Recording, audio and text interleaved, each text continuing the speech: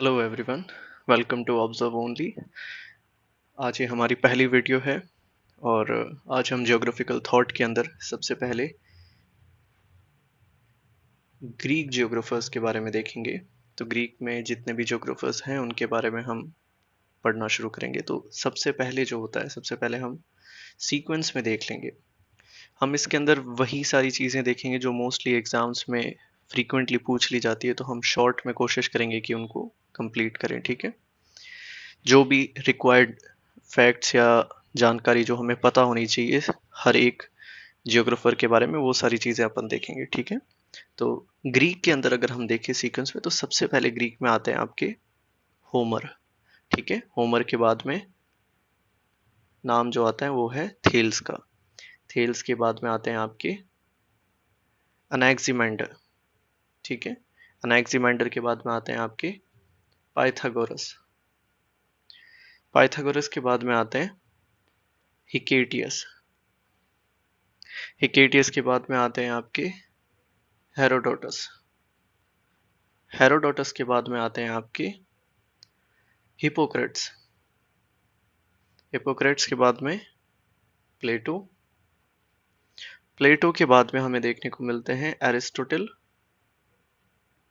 Aristotle के बाद में है आपके थियोफ्रेटस।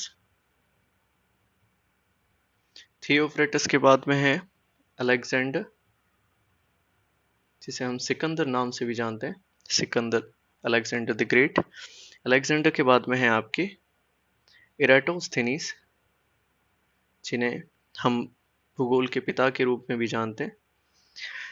इसके बाद में, वैसे इस बात के अंदर कुछ लोग हिकेटियस को भी मानते हैं।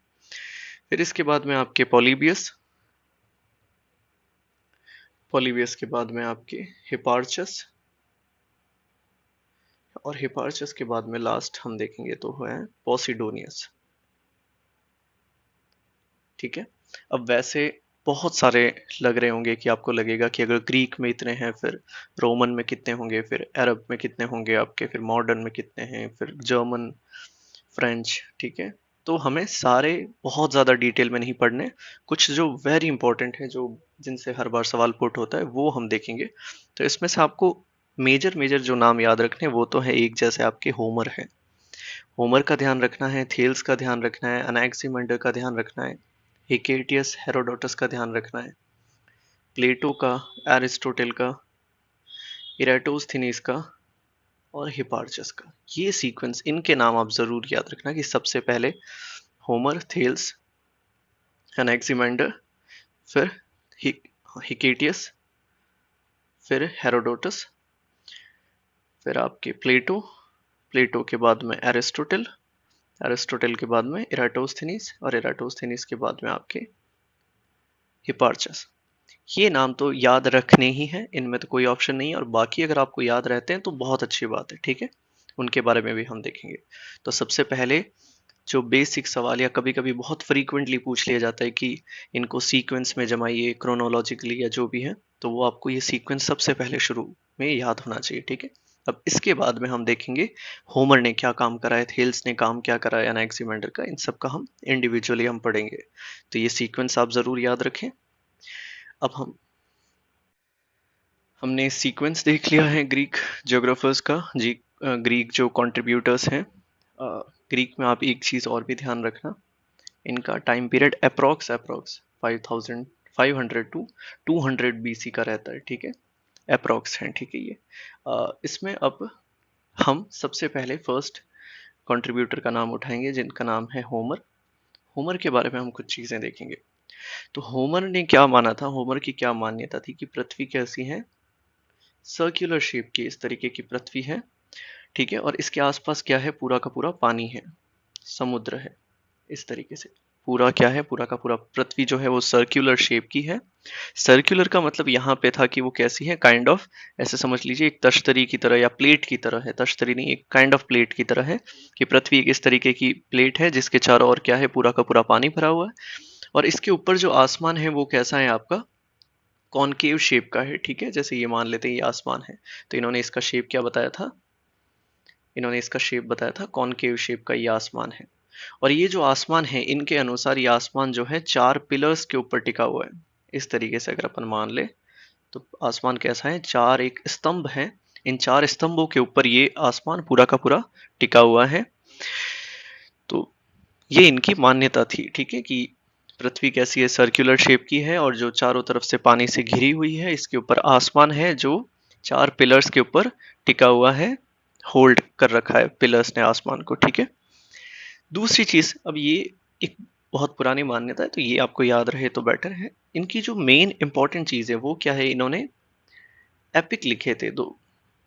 एपिक का मतलब जैसे हमारे यहाँ पे महाभारत या रामायण होता है, वैसे इन्होंने दो एपिक लिखे थे जिनका नाम था Iliad and Odyssey. Iliad and Odyssey. Epic का मतलब होता है, एपिक का मतलब होता है, हिंदी में इसे बोला जाता है महाकाव्य। तो इन्होंने दो महाकाव्य लिखे थे, इलियाड एंड ओडिसी। तो ये आपको ध्यान रखना है, ठीक है, जिसमें आप ट्रोजन वॉर के बारे में और वो सब पढ़ते हैं हम, तो वो सारी चीजें इन्होंने लिखी थी। तो ये इनका बहुत बड़ा कंट्रीब्यूशन रहता है। तो इन्होंने दो एपिक लिखे थे, ये दोनों जो महाकाव्य, इनके नाम आपको ध्यान रखने, एक तो इलियाड और ओडिसी। तो कभी भी पूछा जा सकता है कि इलियाड एंड ओडिसी किसने लिखी थी, तो होमर ने लिखी थी। इसके बाद में इन्होंने जो इंपॉर्टेंट चीज बताई थी वो ये थी कि इन्होंने 4 हवाओं के बारे में बताया था। 4 अलग अलग दिशाओं से आने वाली जो हवाएं हैं, इनके बारे में बताया था। तो वो हवाएं जो है वो आपको नाम ध्यान रखना है। जैसे ये है तो इसको हम नॉर्थ मान लेते हैं, इसको साउथ मान लेते हैं, इसको ईस्ट, और ये आपका हो गया वेस्ट। तो अब नॉर्थ से जो आने वाली हवा है उसका नाम इन्होंने दिया था बोरस, ठीक है। साउथ से आने वाली हवा को इन्होंने नाम दिया था नोटस। ईस्ट से आने वाली हवा को नाम दिया था यूरेस। और वेस्ट से आने वाली हवा को नाम इन्होंने दिया था जेफरस, ठीक है। तो ये 4 हवाओं के बारे में इन्होंने बताया था। तो इनकी आपको एक तो सबसे पहले डायरेक्शन ध्यान रखनी है। कभी भी पूछ ले कि होमर के द्वारा बताई हुई 4 हवाओं के बारे में बताइए, उत्तर से आने वाली हवा कौन सी है, तो आपको ध्यान रखना है बोरस, ठीक है। पूर्व से आने वाली हवा यूरस है, साउथ से आने वाली हवा नोटस है, और ईस्ट से आने वाली, वेस्ट से आने वाली हवा सेफरस है। अब कभी कभी क्या होता है कि इनके बारे में पूछ लिया जाता है कि हवाएं थी कैसी, तो वो भी हमको ध्यान रखना है। तो बोरिस जो हवा थी जो उत्तर से आ रही थी, होमर ने बताया कि ये हवा कैसी थी आपकी, स्ट्रॉन्ग थी और कूल थी आपकी, स्ट्रॉन्ग एंड कूल, ठीक है। ईस्ट से आने वाली हवा कैसी है आपकी, तो ईस्ट से आने वाली इन्होंने कहा कि ये कैसी है, वार्म है और जेंटल है आपकी, वार्म और जेंटल हवा है, ठीक है। साउथ से आने वाली जो हवा ये कैसी है आपकी, इन्होंने बताया कि on the form of advance storm. इन्होंने कहा कि जो साउथ से आ रही है वो कैसी है, स्ट्रॉम, एक तूफान की तरह ये हवा है, बहुत ज्यादा, ठीक है। और जो इन्होंने बताया कि वेस्ट, वेस्ट से आने वाली हवा कैसी है, ड्रेडेड है आपकी, ball me with gale force. तो इन्होंने कहा कि जो पश्चिम से हवा आ रही है वो कैसी है, बहुत ज्यादा तेज है, बहुत ज्यादा काइंड ऑफ तूफानी कह सकते हैं, बहुत तेज स्पीड होती है, वेलोसिटी वगैरह। तो ये इनकी क्या है, कुछ विशेषताएं हैं, ठीक है। तो ये विशेषताएं आप जरूर ध्यान रखना। सबसे पहली चीज तो आपको ध्यान रखनी है कि 4 हवाओं के बारे में बताया था। उत्तर से आने वाली हवा का नाम बोरस था। ईस्ट से आने वाली, तो ईस्ट का तो आप ध्यान रखना, ई से ईस्ट हो जाता है, ठीक है। और नोटस का आप थोड़ा सा ध्यान रखना कि ये साउथ से है, तो ये साउथ से आ रही है तो ये नोटस हो गई आपकी, और वेस्ट से आने वाली ये हवा हो गई आपकी जेफरस, ठीक है। तो इनके बारे में ये बाकी सारी चीज़ें भी ध्यान रखना कि इनकी विशेषताएं क्या है, स्ट्रॉन्ग कोल है, वार्म एंड जेंटल है, on the form of advance storm है, और ये आपकी गेल फोर्स वगैरह इनकी हाई रहती है। तो होमर के बारे में 3 चीज़ें जो ध्यान रखनी है वो क्या है, एक तो अगर ये आपको ध्यान रहे तो ये याद रख लेना कि इन्होंने पृथ्वी के चारों ओर क्या बताया था, पानी बताया था, और जो आसमान था इन्होंने बताया कि वो 4 पिलर्स के ऊपर टिका हुआ है, ठीक है। और आसमान कैसा था आपका, सॉलिड कॉनकेव था। एक तो ये चीज बताई इन्होंने। दूसरी चीज जो इंपॉर्टेंट है वो क्या है आपकी, कि इन्होंने 2 महाकाव्य लिखे थे, एपिक लिखे थे, जिसमें एक तो है इलियाड और दूसरा है ओडेसी। ये 2 महाकाव्य लिखे थे जिसके अंदर इन्होंने ट्रोजन वॉर वगैरह और भी बहुत सारी चीज़ों के बारे में बताया था। तीसरी सबसे इंपॉर्टेंट चीज़, इन्होंने 4 हवाओं के बारे में बताया था, जो आपकी उत्तर से आने वाली हवा जो बोरस है, जो कैसी है, स्ट्रांग है और कूल है आपकी, ठीक है।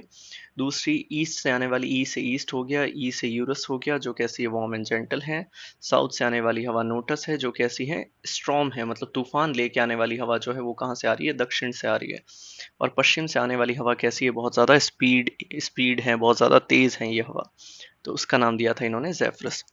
इतनी चीज़ें अगर आप होमर के बारे में ध्यान रखते हैं तो होमर के बारे में इससे बाहर कोई सवाल मेरे हिसाब से नहीं आना चाहिए, तो इतनी चीज़ें आपको होमर के बारे में ध्यान होनी चाहिए, ठीक है।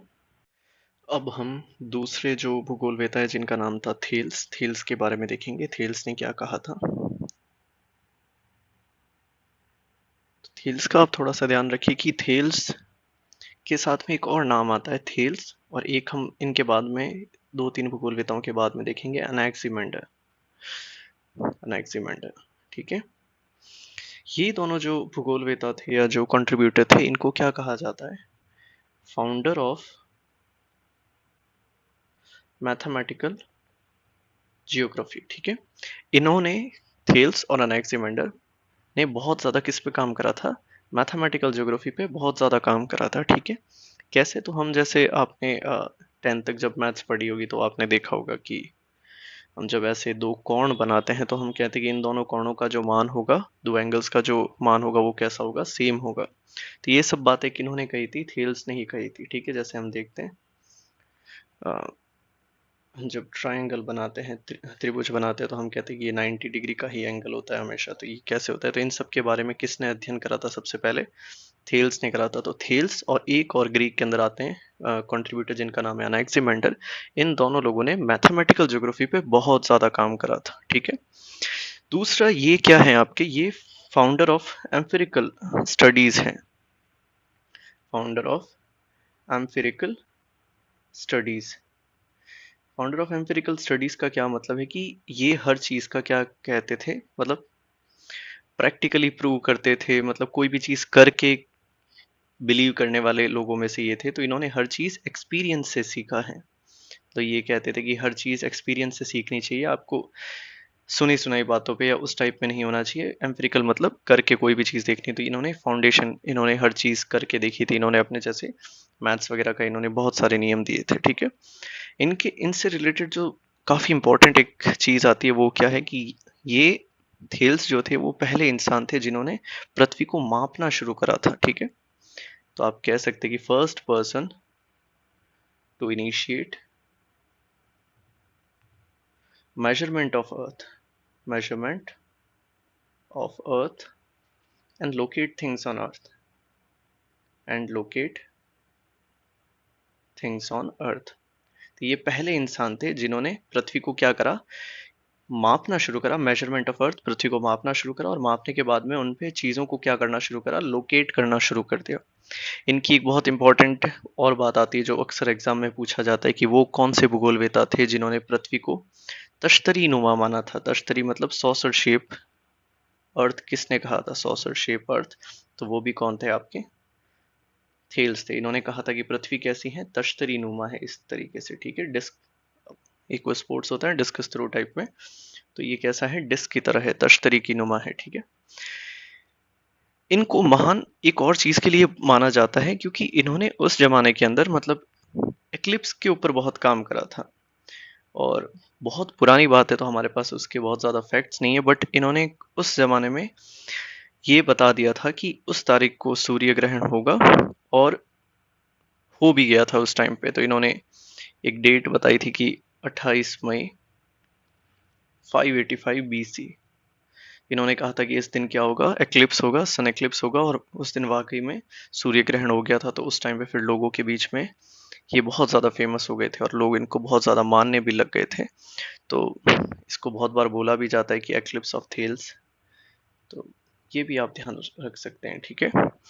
इसके बाद में इनको क्या कहा जाता है, फादर ऑफ आयोनियन सी भी बोला जाता है, father of Ionian sea. Ionian sea कहाँ पे है, तो अगर आप इटली और वहाँ पे देखेंगे तो वहाँ पे एक समुद्र आता है, आपने सुना होगा एड्रियाटिक सी। एड्रियाटिक सी के थोड़ा सा साउथ में देखेंगे तो वहाँ पे आयोनियन सी देखने को मिलेगा, मतलब ये पूरा मेडिटेरेनियन हो गया, ऊपर आपका एड्रियाटिक सी हो गया, बीच में थोड़ा सा आप देखेंगे तो वहाँ पे एक आयोनियन सी आपको दिखेगा। आप ज़रूर इसको मैप में एक बार देखना, ठीक है, उसके आसपास के समुद्र वगैरह देखना, तो आपको थोड़ा सा मैप स्टडी भी आपको सही रहेगा, ठीक है। तो ये भी आप ध्यान रखना। इनका एक स्टेटमेंट आता है बहुत ज़्यादा इम्पोर्टेंट है, आप याद रखना, Archie is water, Archie is water. अब इन्होंने क्या कहा था कि ये मानते थे कि जो पानी है वो क्या है, आपका प्राइमरी सब्सटेंस है। प्राइमरी सब्सटेंस मतलब इन्होंने कहा था कि दुनिया में जितनी भी चीजें आई है वो सब कहाँ से आई है, इसी पानी से आई है। तो पानी क्या है, प्राइमरी सब्सटेंस है पृथ्वी पे, और इसी पानी से सारे जीव जंतु, हर चीज जो भी आज की डेट में हम देख रहे हैं वो सब क्या है, आपकी इसी पानी की वजह से आया था। तो इन्होंने कहा था आर्की इज वाटर। आर्की का मतलब कोई ऐसा नहीं है कि कोई इंसान का नाम है। आर्की का मतलब ग्रीक भाषा के अंदर या ग्रीक कंसेप्ट के अकॉर्डिंग ये होता है कि आर्की का मतलब है कोई भी फर्स्ट, मतलब कोई भी चीज को फर्स्ट, मतलब फर्स्ट चीज है जो क्या है आपकी वाटर। तो इन्होंने कहा था कि आर्की, इसको अर्खाब ऐसा कुछ बोला जाता है, यार ऐसा कुछ ग्रीक में कुछ कंसेप्ट होता है इनके, अर्खाब करके। अर्खाब का मतलब होता है कोई भी चीज जो क्या है आपकी फर्स्ट है। तो फर्स्ट क्या है थेल्स के अकॉर्डिंग, वाटर है। तो इन्होंने कहा था कि पानी ही सब कुछ है। आज की डेट में जो भी आप देख रहे हैं वो सब क्या है, आपके पानी से ही डेराइव हो रखा है, पानी से ही निकली हुई चीज है आपकी, ठीक है। तो इन्होंने इसके लिए वर्ड यूज करा था, या एक क्या कह सकते हैं, स्टेटमेंट की, आर्की इज वाटर, ठीक है। तो थेल्स के बारे में आप इतनी चीजें ध्यान रखना। थेल्स क्या है, फाउंडर ऑफ मैथमेटिकल ज्योग्राफी है, सबसे शुरुआत इन्होंने करी थी। और इसके बाद में दूसरा जो महत्वपूर्ण काम आता है मैथमेटिकल ज्योग्राफी का वो है अनाक्सिमेंडर का। लेकिन शुरुआत देखिए तो ये है आपके थेल्स, तो फाउंडर ऑफ मैथमेटिकल ज्योग्राफी, ठीक है। फिर इन्होंने इन कोण वगैरह के बारे में बताया था कि ये कोण एग्जैक्ट हमेशा सेम होते हैं, ये 90 डिग्री का राइट एंगल ट्रायंगल बनता है, ठीक है। एम्फिरिकल स्टडीज के जनक हैं आपके, ठीक है। हर चीज प्रैक्टिकल, एम्फिरिकल का मतलब होता है एक्सपीरियंस्ड बेस्ड, ठीक है, एक्सपीरियंस्ड बेस्ड है आपका काम। इसके बाद में पहले इंसान है जिन्होंने पृथ्वी को मापना शुरू करा था और चीजों को उसके ऊपर लोकेट करना शुरू करा था, ठीक है। इनके अनुसार पृथ्वी कैसी है, जैसे होमर के अनुसार पृथ्वी कैसी थी, सर्क्यूलर थी, और उसके ऊपर जो आसमान था वो कैसा था, कॉनकेव शेप का था। और वो कॉनकेव शेप का आसमान 4 पिलर्स के ऊपर टिका हुआ था। और इस पृथ्वी के आसपास क्या था, पूरा का पूरा पानी। ये तो मानते हैं होमर। थेल्स ने कहा था कि ऐसा कुछ नहीं है, पृथ्वी कैसी है, सॉसर शेप की है, मतलब तश्तरी नुमा पृथ्वी है। पृथ्वी का आकार सॉसर शेप का किसने बताया था, तो थेल्स ने बताया था। इन्होंने एक्लिप्स पे बहुत ज्यादा काम करा था। एक्लिप्स का मतलब होता है ग्रहण, ठीक है।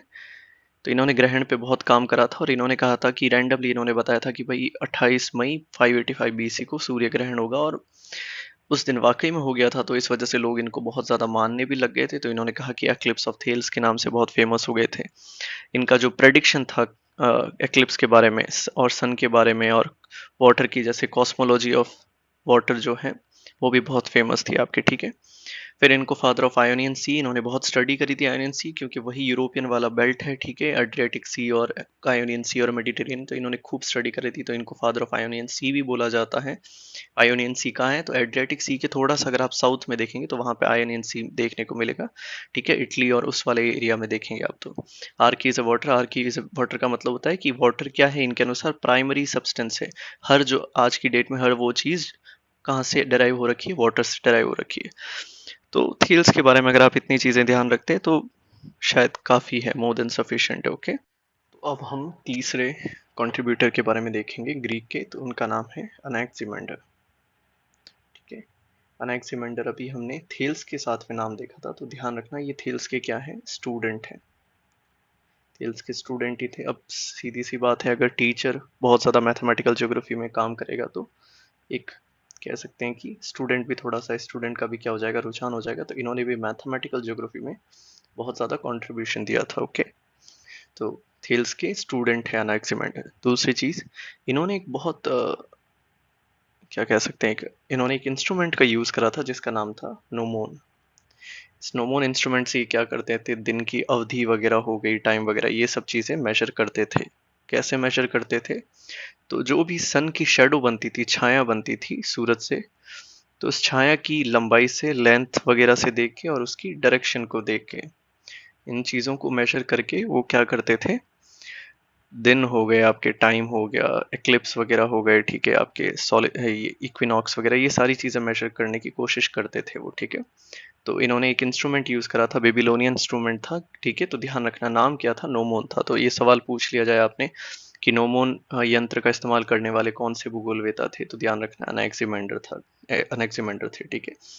अब नोमोन कैसा होता है आप देखिए एक बार, ये एक फोटो है जिसमें बताया गया है कि जो अनाक्सिमेंडर थे वो यूज करते हुए, ठीक है। और नोमोन जो है थोड़ा बहुत ऐसा होता है, देखिए आप इसमें जो बता रखा है, जैसे ये आप लंबाई देखेंगे, छाया की लंबाई है और छाया की दिशा है, इसके अनुसार एक तो ये क्या करते थे, मेजर करते थे आपके। तो ये इस टाइप का होता है नोमोन, थोड़ा बहुत आप देख सकते हैं। या फिर ये भी देखिए, जैसे इसमें आप देखिए छाया बन रही है, अब छाया के अकॉर्डिंग ऐसा तो नहीं था वैसे, बट मेजर कंसेप्ट इनका यही था नोमोन इस टाइप में।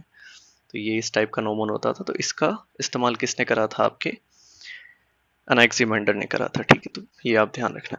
इसके अलावा एक और इम्पोर्टेंट कंट्रीब्यूशन है अनाक्सिमेंडर का, कि अनाक्सिमेंडर जो थे वो पहले इंसान थे, first person to prepare a world map,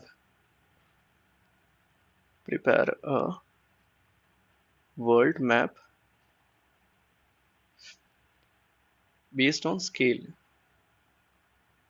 इन्होंने मापनी पे आधारित विश्व का पहला मानचित्र बनाया था। ये बहुत इंपॉर्टेंट कंट्रीब्यूशन आ जाता है। इसमें कमियां थी वैसे, जो आगे चल के बहुत सारे दूसरे जो भूगोलवेता आएंगे वो इसमें सुधार करेंगे, बट ये बहुत बड़ी बात हो जाती है कि इन्होंने मापनी पर आधारित विश्व का सबसे पहला मानचित्र बनाया था। इससे पहले जो लोगों ने, जितने भी कंट्रीब्यूटर्स थे, उन्होंने जो वर्ल्ड मैप बनाया था उसमें मापनी कहीं भी इस्तेमाल नहीं थी। तो आप जब प्रैक्टिकल्स में भी मापनी देखते हैं तो हम पढ़ते हैं कि अगर कोई मानचित्र बनाया गया जिसमें मापनी का इस्तेमाल नहीं किया गया है तो वो क्या है, नॉर्मल स्केच कहलाता है, जिसमें आपने मापनी नहीं यूज करी। लेकिन अगर किसी मानचित्र को बनाने में आपने, खैर मानचित्र कहेंगे भी उसे ही जिसमें मापनी यूज की गई, वरना हम उस चीज को मानचित्र कहते ही नहीं, उसको क्या बोलेंगे, स्केच बोलेंगे। अगर हमने मापनी का इस्तेमाल करा है तो फिर उसको क्या बोलेंगे, हम मैप बोलेंगे या मानचित्र बोलते हैं, ठीक है। तो ये कंट्रीब्यूशन बहुत इंपॉर्टेंट है। और ये जो इन्होंने मानचित्र बनाया था, इन्होंने सेंटर में किसको रखा था, सीधी सी बात है, अगर ग्रीक के हैं तो इन्होंने ग्रीस को सबसे सेंटर में रखा था, ठीक है। तो जो ग्रीस है उसको इन्होंने कहाँ रखा था, बिल्कुल सेंटर में। और इन्होंने एक रिवर या एक काइंड ऑफ ओशियन बताया था उसके चारों ओर, जिसको इन्होंने नाम दिया था एप्रॉन, ठीक है। अब एक सुपर नेचुरल सब्सटेंस टाइप का कुछ है, तो बहुत पुरानी ये चीज है। तो इन्होंने ये ध्यान रखना कि विश्व का पहला मानचित्र बनाया था मापनी पर आधारित, जिसमें बीच में इन्होंने क्या रखा था, ग्रीस को रखा था। और ग्रीस के चारों ओर इन्होंने एक काइंड ऑफ झील या समुद्र की तरह कुछ बताया था, जो ग्रीस चारों ओर से पानी से घिरा हुआ था, उसको नाम क्या दिया था, एप्रॉन दिया था, जो क्या था, kind of super natural substance type का कुछ था। तो अनाक्सिमेंडर के बारे में ये चीजें ध्यान रखना, बहुत ज्यादा याद रखने की जरूरत नहीं है। बस सबसे पहली चीज, मैथमेटिकल ज्योग्राफी में इनका कंट्रीब्यूशन बहुत रहता है। सीधी सी बात है, क्यों, क्योंकि ये किसके स्टूडेंट थे, आपके थेल्स के स्टूडेंट थे। थेल्स ने भी, थेल्स को फाउंडर ऑफ मैथमेटिकल ज्योग्राफी बोला जाता है, वो फाउंडर थे। और इन्होंने भी इसके बाद में, ये इनके स्टूडेंट थे, तो सीधी सी बात है अनाक्सिमेंडर ने भी बहुत सारा काम करा। अनाक्सिमेंडर ने एक बेबीलोनियन इंस्ट्रूमेंट यूज करा था जिसका नाम था नोमोन, जिसकी अभी आपने फोटो देखी थी, उस टाइप का नोमोन होता है। उसकी सहायता से क्या करते हैं, समय वगैरह का निर्धारण करते हैं। कैसे करते हैं, तो जो सूरज की किरणों से छाया पड़ रही होती है उसकी लंबाई और उसकी दिशा देखते हैं, और उस आधार पे वो क्या करते हैं, समय का निर्धारण करते हैं। तीसरी चीज, first person to prepare a world map based on a scale, विश्व मानचित्र बनाया था मापनी पर आधारित। ये पहले इंसान थे, ध्यान रखना, फर्स्ट पर्सन थे। तो ये बहुत इंपॉर्टेंट कंट्रीब्यूशन आता है। और फिर जो उन्होंने मापनी पर आधारित विश्व मानचित्र बनाया था, उसके जैसे ये मानचित्र है, उसके सेंटर में इन्होंने किसको रखा था, ग्रीस को रखा था, ठीक है।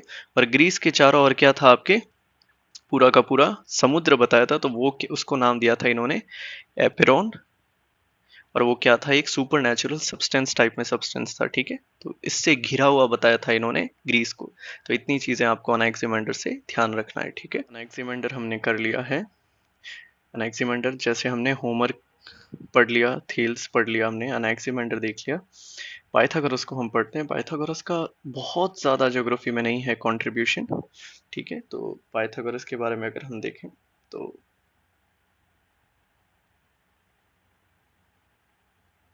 पाइथागोरस के बारे में आपको क्या ध्यान रखना है, एक सबसे जो इम्पोर्टेंट स्टेटमेंट आता है इनका, वो क्या है कि ये पहले इंसान थे जिन्होंने ये बताया था कि पृथ्वी कैसी है, आपकी राउंड शेप है। तो ये आप जरूर ध्यान रखना, राउंड शेप है। और इन्होंने साथ में बताया था कि पृथ्वी कैसी, अनस्टेबल है। मेन चीज क्या ध्यान रखनी है, अगर ये आपसे पूछ ले कि सबसे पहला विद्वान कौन था जिन्होंने ये बताया था कि पृथ्वी राउंड शेप की है, तो वो है आपके पाइथागोरस है। दूसरा क्या बताया था, इन्होंने कहा था पहले स्टार्टिंग के जितने भी भूगोलविद आएंगे वो सारे कैसे रहेंगे, जियो सेंट्रिक अप्रोच के रहेंगे। ठीक है, जियो सेंट्रिक का क्या मतलब है, जियो सेंट्रिक के अंदर आप देखेंगे दो शब्द आ रहे हैं, जियो और दूसरा आ रहा है सेंटर। ठीक है, तो इसका क्या मतलब है कि स्टार्टिंग के सारे भूगोलवेता ये मानते थे कि पृथ्वी जो है वो बीच में है और सूरज और चंद्रमा वगैरह वो सब क्या है, इसके अराउंड चक्कर लगाते हैं। तो हमेशा ये मानते थे कि पृथ्वी बीच में है और इसके अराउंड आपके चंद्रमा सूरज वगैरह ये सारे दूसरे जितने भी प्लैनेट्स है वो सारे क्या कर रहे हैं, रिवॉल्व कर रहे हैं। तो ये भी कैसे थे, आपके जियो सेंट्रिक अप्रोच के थे। ठीक है, और दूसरा इनका एक वो फॉर्मूला आपने खैर पढ़ा ही होगा मैथ्स के अंदर की, hypothesis is equal to hypothesis square is equal to base square plus altitude. ठीक है, इसको हिंदी में शायद वो कर्ण और कर्ण स्क्वायर बराबर, वो कुछ हिंदी में भी बोला जाता है इसे। ठीक है, तो एक बार आप देख लेना, वो आपने जो हम पढ़ते हैं बचपन में हम पढ़ते थे इस टाइप में एक वो डायग्राम बनता था। ठीक है, तो A square plus B square is equal to C square, तो ये जो फॉर्मूला था, तो ये फॉर्मूला भी किसका दिया हुआ है, आपके पाइथागोरस का दिया हुआ है। तो पाइथागोरस का अगर ज्योग्राफी में कंट्रीब्यूशन देखिए तो ज्योग्राफी में आप यही ध्यान रखना कि ये पहले इंसान थे जिन्होंने पृथ्वी को राउंड शेप का बताया था। ठीक है, और ये भी कैसे थे, जियो सेंट्रिक अप्रोच के थे कि पृथ्वी बीच में है और आपके सारे प्लैनेट्स सन वगैरह हैं वो रिवॉल्व करते हैं आपके उसके अराउंड, और इन्होंने ये फॉर्मूला दिया था A square is equal to B square, A square plus B square is equal to C square. तो पाइथागोरस के बारे में आपको इतना ध्यान रखना है। तो नेक्स्ट जो कंट्रीब्यूटर है उनका नाम है हिकेटियस।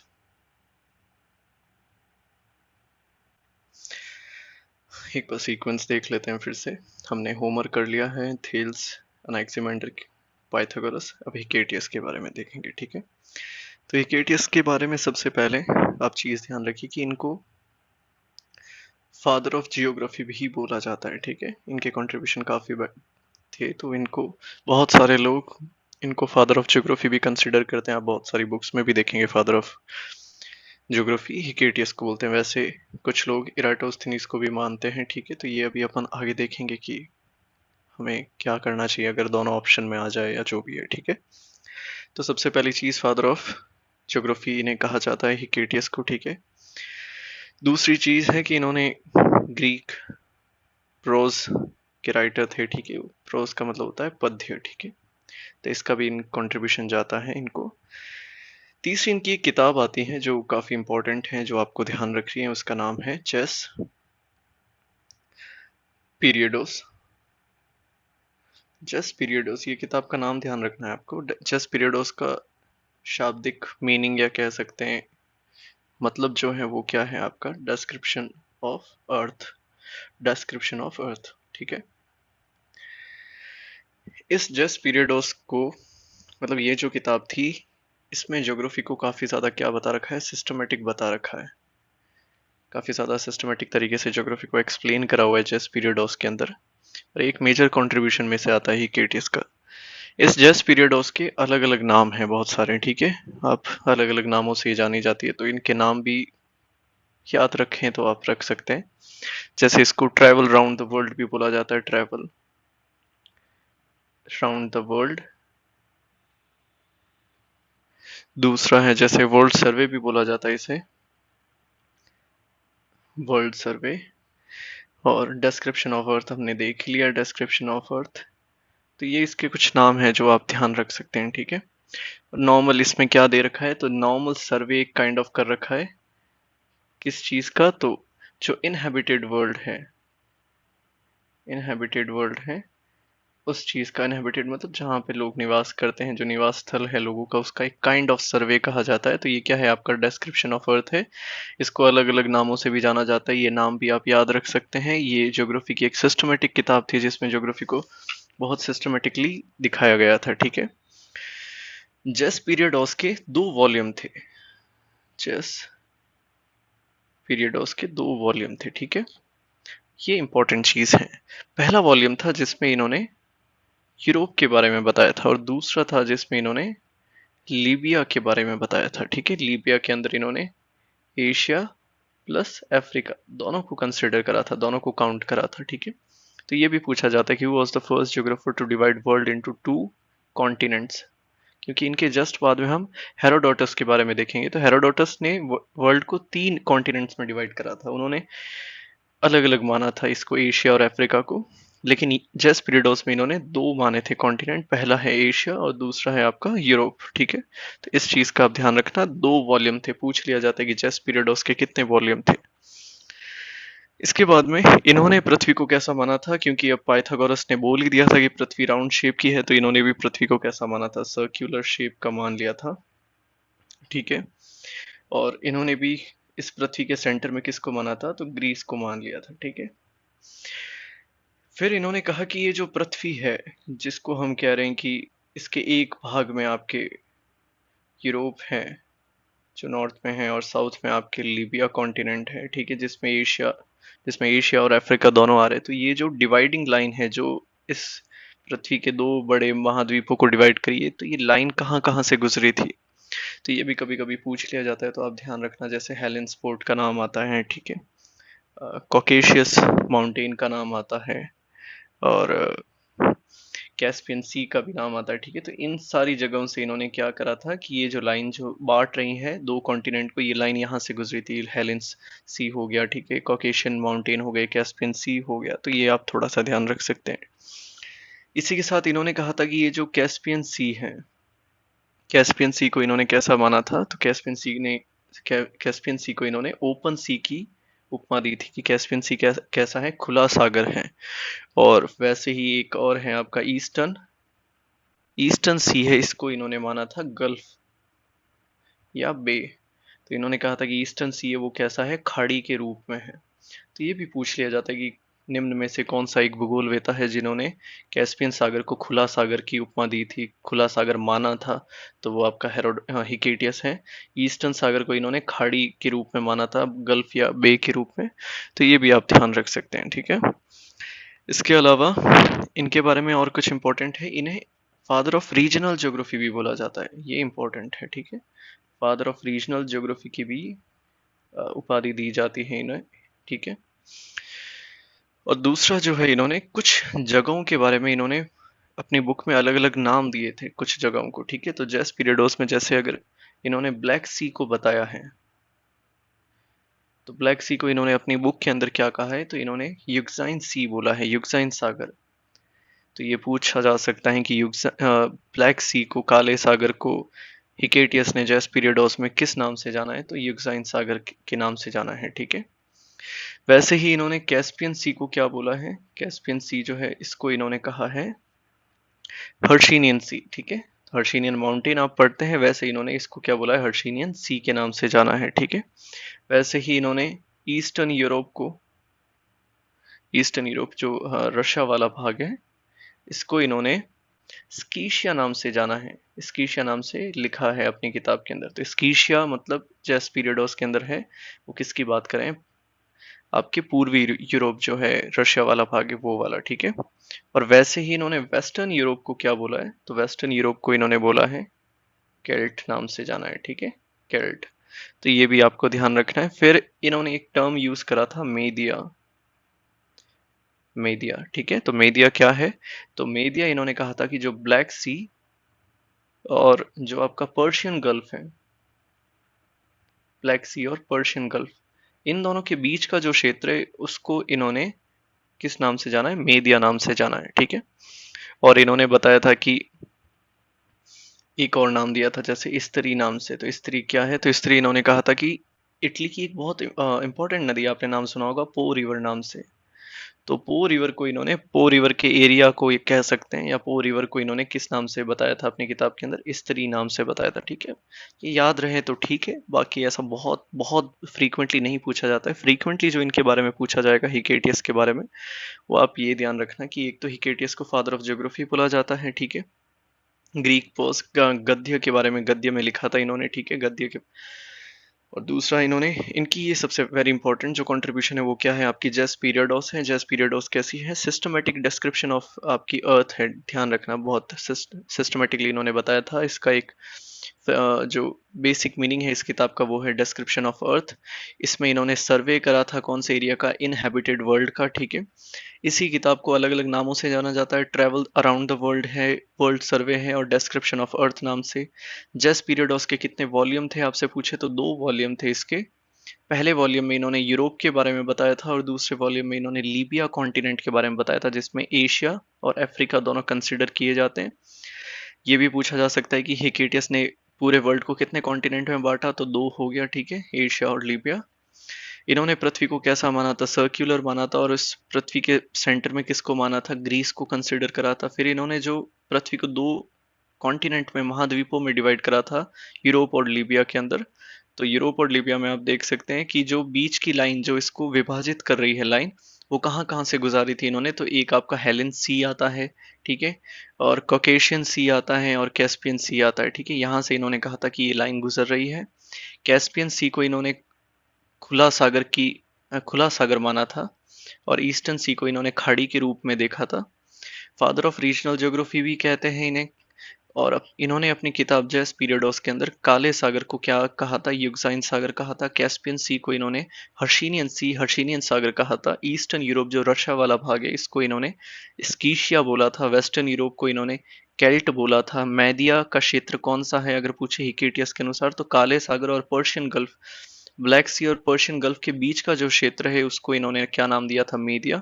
और इस्तरी का मतलब है ये पो रिवर। पो रिवर कहाँ है, ध्यान रखना आप, ठीक है, इटली की एक नदी है, बहुत फेमस नदी है, तो आपको ध्यान होना चाहिए। उसके एरिया को या उस नदी को इन्होंने क्या कहा था, इस्तरी कहा था, ठीक। इतनी चीजें अगर आप हिकेटियस से संबंधित ध्यान रखते हैं तो आई गेस आपके कोई भी सवाल गलत नहीं होना चाहिए और एक सफिशिएंट नॉलेज है इनके बारे में। हिकेटियस के बाद में हमने ग्रीक कंट्रीब्यूटर में होमर पढ़ लिया है, थेल्स पढ़ लिया, अनेक्सिमेंडर, पाइथागोरस, हिकेटियस। अब हम देखेंगे हेरोडोटस का क्या कंट्रीब्यूशन रहा है ज्योग्राफी के अंदर, ठीक है। तो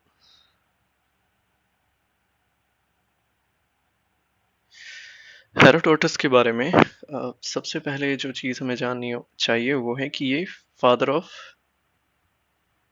हिस्ट्री कहलाते हैं, ठीक है। इन्हें इतिहास का पिता माना जाता है। जैसे हिकेटियस को हम फादर ऑफ ज्योग्राफी मान रहे थे, वैसे ये फादर ऑफ हिस्ट्री है, ठीक है।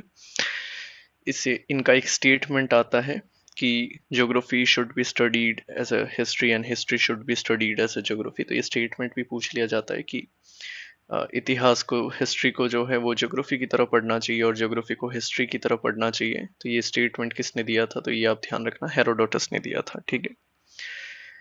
ये पहले विद्वान थे जिन्होंने वर्ल्ड को 3 लैंडमास में डिवाइड करा था, ठीक है। इनकी एक रचना आती है, किताब है इनकी, स्टीरियो स्टीरोग्राफिया हिस्टीरोग्राफी, ठीक है।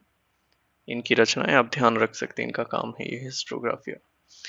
ये पहले विद्वान थे जिन्होंने वर्ल्ड को 3 लैंड मास के अंदर डिवाइड किया था, 3 कॉन्टिनेंट कह सकते हैं हम, ठीक है, 3 महाद्वीप में डिवाइड करा था। वो 3 महाद्वीप कौन से थे, तो एक तो आ गया आपके यूरोप, सेम जैसा हिकेटियस ने करा था, ठीक है। फिर दूसरा एशिया, तीसरा आ गया आपका लीबिया। लीबिया में इन्होंने अफ्रीका वाला भाग माना था। तो 3 कॉन्टिनेंट हो गए, यूरोप, एशिया और लीबिया। तो इन्होंने 3 कॉन्टिनेंट में डिवाइड करा था। ध्यान रखना ये बहुत बार पूछा गया सवाल है कि कौन से विद्वान थे जिन्होंने पृथ्वी को या वर्ल्ड को 3 कॉन्टिनेंट में डिवाइड करा था, यूरोप, एशिया और लीबिया। ये पहले विद्वान थे जिन्होंने 3 में, 2 में डिवाइड करने वाले थे आपके हिकेटियस। फिर इसी लीबिया वाले भाग को इन्होंने फिर से 3 भागों में डिवाइड करा था, ये भी आप ध्यान रखना। जैसे पहले इन्होंने कहा था कि जो भूमध्य सागर वाला भाग है, मेडिटेरेनियन सी वाला भाग है, उसके आसपास वाला क्षेत्र जिसमें आपके एटलस माउंटेन से लेके नील रिवर का जो डेल्टा है उसके बीच वाला क्षेत्र। दूसरा इन्होंने कहा था कि एरिया ऑफ वाइल्ड बीस्ट जो कौन सा है, ऑलमोस्ट ऑलमोस्ट थोड़ा सा साउथ वाला भाग इन्होंने अफ्रीका का कंसिडर करा था इसमें। और फिर उसके बाद में true Sahara desert, true Sahara desert, भाई जो डेजर्ट वाला भाग है सहारा का वो वाला। तो लिबिया का मतलब है इनका इन 3 क्षेत्रों से, कि भूमध्य सागर जो मेडिटेरेनियन सी से लेके, मेडिटेरेनियन सी है उसमें एटलस माउंटेन से लेके, तो ये आपके अगर ये अफ्रीका है इस तरीके से, तो ये यहाँ पे आपके एटलस आ गए, यहाँ पे इस तरीके से ये नील रिवर आ जाती है, तो इसका पूरा क्षेत्र फिर इन्होंने साउथ वाला ये सेकंड साउथ वाइल्ड बीस्ट वाला क्षेत्र मान लिया, और फिर इन्होंने पूरा का पूरा ये सहारा डेजर्ट वाला एरिया भी पूरा मान लिया। तो लिबिया का मतलब इनका इस 3 एरिया से था, ठीक है।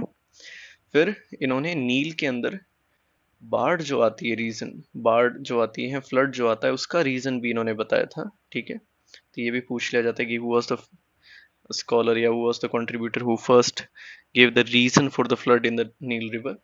तो नील नदी में बाढ़ क्यों आती है उसका कारण भी किसने बताया था, इन्होंने बताया था, हेरोडोटस ने। तो इन्होंने नील रिवर पे काफी काम करा था, आप इस चीज का ध्यान रखना, ठीक है। नील रिवर से कभी भी कोई क्वेश्चन पुट होता है ग्रीक स्कॉलर में तो आप हेरोडोटस पे लगा सकते हैं ऑप्शन, ठीक है।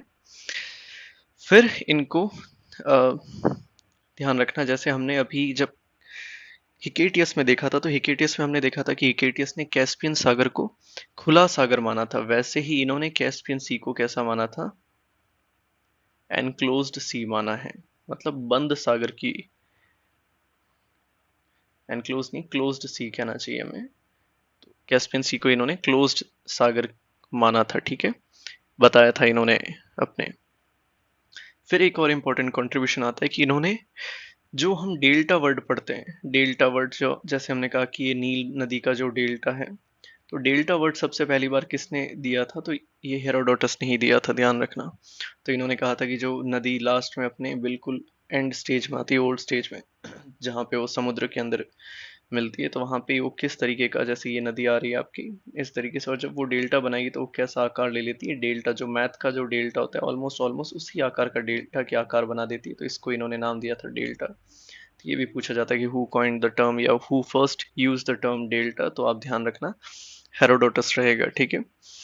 फिर इन्होंने कहा था कि जो रेड सी है आपका, ठीक है, इन्होंने कहा कि इन्होंने एशिया और लीबिया दो अलग अलग माने थे, तो इन्होंने कहा कि जो रेड सी वाला भाग आ जाता है अफ्रीका का, ठीक है, इस तरीके से, तो ये जो रेड सी वाला भाग आ जाता है आपका, तो इन्होंने कहा था कि रेड सी क्या काम करता है, तो रेड सी के एक साइड में आ गया आपका लीबिया वाला भाग और दूसरी साइड में एशिया। तो इन्होंने कहा था कि रेड सी क्या काम करता है, एशिया और लीबिया को अलग करने का काम करता है। तो ये भी अगर कभी पूछ ले तो आप ध्यान रखना कि who said Red Sea separates Asia and Libya, तो वो भी आप हेरोडोटस से ध्यान रखें। तो हेरोडोटस से आपको इतनी चीजें ध्यान रखनी है, क्या है कि फादर ऑफ हिस्ट्री इन्हें बोला जाता है, ठीक है।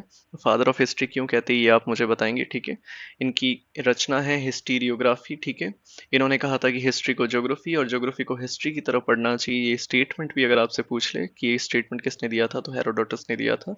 इन्होंने पूरे पृथ्वी को 3 लैंडमास या 3 कॉन्टिनेंट्स में डिवाइड करा था। पहला हो गया आपका यूरोप, दूसरा हो गया एशिया और तीसरा हो गया आपका लीबिया। लीबिया को फिर से 3 भागों के अंदर डिवाइड करा था। पहला क्षेत्र कौन सा है, तो भूमध्य सागर के आसपास वाला क्षेत्र, ठीक है। तो ये आपका अफ्रीका बन जाता है इस तरीके से, और ये तो ये यहाँ पे आपका पूरा का पूरा भूमध्य सागर है, तो पूरा यहाँ से लेके, तो इन्होंने कहा एटलस से लेके नील नदी के बीच का पूरा एरिया जो है वो आपका पहला क्षेत्र आ गया।